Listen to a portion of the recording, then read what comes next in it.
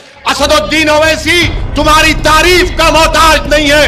اسد الدین اویسی اگر یہاں پر آیا ہے تو تم سے بھیک مانگنے کے لیے آیا ہے کہ خدا کے لیے متحد ہو جاؤ، متحد ہو جاؤ، متحد ہو جاؤ۔ تم بھارت کے نیتا بنو، تم لیڈر بنو، تم قائد بنو، میں تمہارے پیچھے چلنے کے لیے تیار ہوں، مگر تم کھڑے ہو جاؤ اور اپنے مقدر کے فیصلے خود کرو۔ تم ہزاروں کی تعداد میں اسد الدین اویسی سے زیادہ قابل لوگ گجرات اور بھارت میں مسلمانوں کے کھڑے ہو کر سمویدھان کو بچائیں گے، سمویدھان کو مضبوط کریں گے اور بھارت کو مضبوط کریں گے۔ یہ ہمارا وطن عزیز ہے۔ ہم کو شکایت ہے کہ ہمارے حقوق جو بھارت کے آئین میں ہم کو گارنٹی کیے گئے وہ ہم کو نہیں ملتے ہیں۔ تو میری آپ سے گزارش ہے کہ آپ ایک سیاسی طاقت بنیے، سیاسی طاقت بنیے، اپنے ووٹ سے اپنے پارٹی کے نمائندوں کو کامیاب کریے، اور یاد رکھیے میری اس بات کو، آپ حکومتوں کو بدل نہیں سکتے، مگر آپ میں اتنی طاقت ہے کہ آپ اپنے پارٹی کے امیدواروں کو ودھائک ایم ایل اے بنا کر گجرات کی ویدھان سبھا میں بھیجا سکتے ہیں۔ اگر آپ یہ کام کرنے تیار ہیں تو یاد رکھیے، جو پچھلے 50-60 سال سے ناانصافیاں ہوتی آ رہی ہیں، ان ناانصافیوں کا ہم خاتمہ کر سکتے ہیں۔ مظلوموں کو جو ان کے حق سے محروم کر دیا جا رہا ہے، ہم ان مظلوموں کو انصاف دلا سکتے ہیں۔ یاد رکھو نوجوانوں، یہ لڑائی تمہارے لیے ہم لڑ رہے ہیں۔ یاد رکھو میرے بزرگوں، یہ لڑائی ہم ان آنے والے بچوں کے مستقبل کو اچھا رکھنے کے لیے لڑ رہے ہیں۔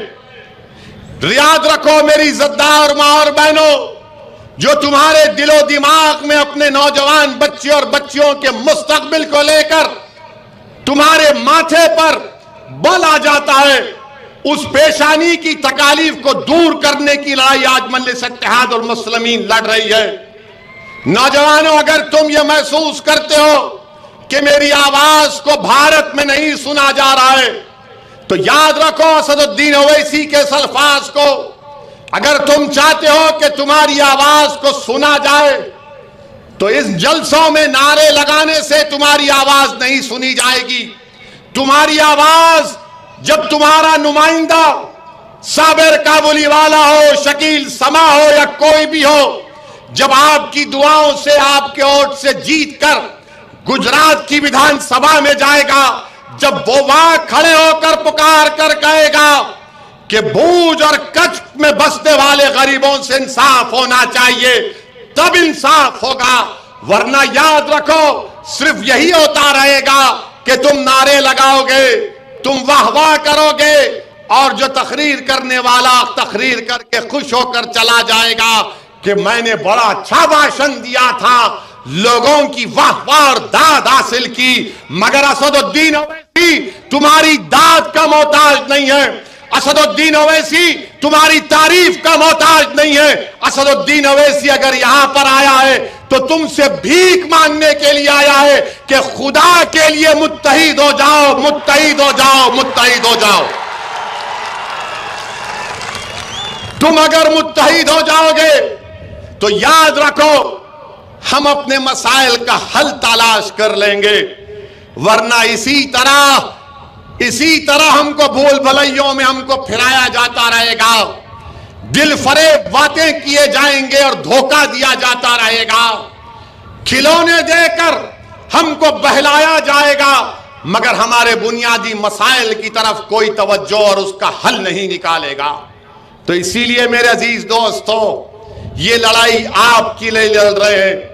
میں یہاں پر اپنی عزت یا مقبولیت میں اضافہ کرنے کے لیے نہیں آیا ہوں، اللہ میری نیت کو جانتا ہے۔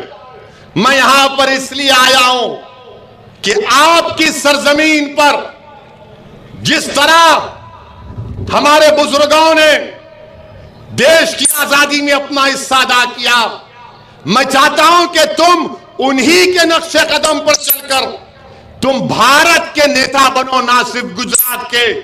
तुम भारत के नेता बनो, तुम लीडर बनो, तुम कायद बनो, मैं तुम्हारे पीछे चलने के लिए तैयार हूं, मगर तुम खड़े हो जाओ और अपने मुकद्दर के फैसले खुद करो। तुम, हम आपको नेता बनाने आए हैं, हम आपको लीडर बनाने आए हैं। मेरी एक ही ख्वाहिश है, अल्लाह ने मुझे बहुत दिया, मैं कभी भी ये नहीं सोचा था कि अल्लाह मुझे यहां तक पहुंचाएगा, कच्छ की सरजमीन तक पहुंचाएगा अल्लाह। मैं आज से 35 साल पहले जब लंदन में लॉ की डिग्री हासिल करने गया था, तो मैं कभी अपने ख्वाब में भी नहीं सोचा था कि मैं आपके दरमियान में खड़े होकर ये तमाम बातें करूंगा। मेरी एक ही ख्वाहिश है कि नहीं मालूम मेरी जिंदगी का चिराग कब गुल हो जाए, सबको जाना है। मैं मौत से नहीं डरता, डरता इस बात से हूं कि जब पूछा जाएगा बताओ असदुद्दीन, तुमको इन तमाम नेमतों और इनामात से नवाजा गया, तुमने उसको कैसे इस्तेमाल किया, मैं उससे डरता हूं। मैं डरता हूं कि जब रब करीम के सामने मेरे हिसाब किताब होंगे, मैं डरता हूं कि जब कब्र में मुझसे 3 सवालात किए जाएंगे। मेरे अजीज दोस्तों, मैं जो कुछ कर रहा हूं अल्लाह को राजी करने के लिए कर रहा हूं। मैं जो कुछ कर रहा हूं ताकि मेरा खातिमा ईमान पे हो, इसलिए कर रहा हूं। मैं जो कुछ कर रहा हूं कौम और गरीब और मजलूम आवाम के फायदे के लिए कर रहा हूं।